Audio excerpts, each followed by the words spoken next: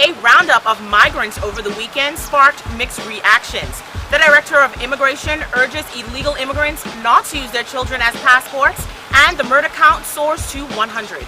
We've got these stories and a whole lot more. I'm your host, Krishna Virgil, and this is the Tribune's Top 5. Foreign Affairs and Immigration Minister Fred Mitchell was forced to call for calm in the country after scores of migrants were picked up off of the streets and transported to the Carmichael Road Detention Center. Minister of Immigration Fred Mitchell on Sunday called for calmness and equanimity regarding the Department of Immigration's interdiction exercise over the weekend. He added that Bahamians should not incite anger over what he called a routine exercise. Mr. Mitchell further refuted concerns that immigration officers might have mishandled children during the raids that took place on Saturday. His statements came after Department of Immigration officials picked up 77 people, including Chinese, Filipinos, Jamaican, and Haitians from various areas of New Providence on the day the government's immigration restrictions took effect. After images and video of children being led away by immigration officers spread over social media on the weekend, observers have questioned if officials took a number of Haitian children into custody without parental or guardian supervision. And following the weekend raids in New Providence, the Haitian community in Grand Bahama said they were terrified and people were going into hiding with their children, according to activists on that island.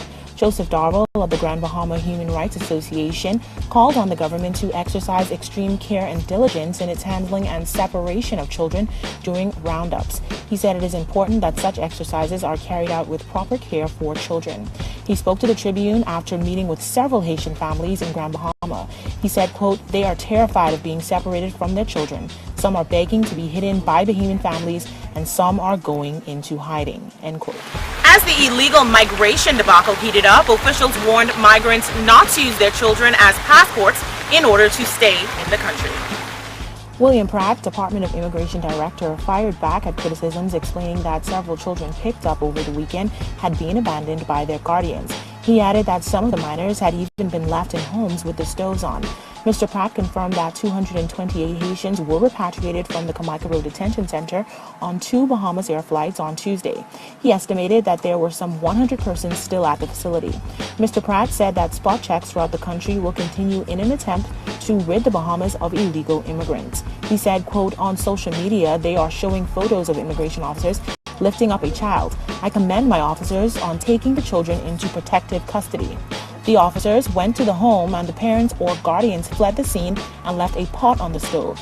They left the children unattended, and I applaud them, because if we walked off and something happened to the kids, if a fire occurred, then they would blame the Department of Immigration. The newest American warning about crime in the Bahamas, issued on Monday, expressed concern over home invasions and a recent spike in reported sexual assaults, some which they linked to the loosely regulated water sports industry on Paradise Island. One American woman, according to the warning, was allegedly the victim of a kidnapping and violent sexual assault last month. The U.S. Embassy in Nassau released the alert to U.S. citizens living or traveling to the Bahamas. It cautioned Americans to be on heightened alert to avoid being victims of crime. Although the warning noted that U.S. citizens are not targeted directly, the alert said over the past several weeks there have been an increase in the level of crime in areas where U.S. citizens live and frequent. On the issue of sexual assaults, the embassy noted that police have recently warned women to be vigilant after a recent spike in the number of reported sexual assaults in Nassau. Despite the Royal Bahamas Police Force's best efforts to curb crime, the murder count soared to 100 this week. A man died at the Central Detective Unit after a woman believed to be his girlfriend drove him to the police station following an early morning shooting in the Soldier Road area. The man's killing came nearly 2 weeks after his brother was gunned down in a similar manner. Police have not identified the victim, but the Tribune understands he is 20-year-old Shavaz Doogie Ray.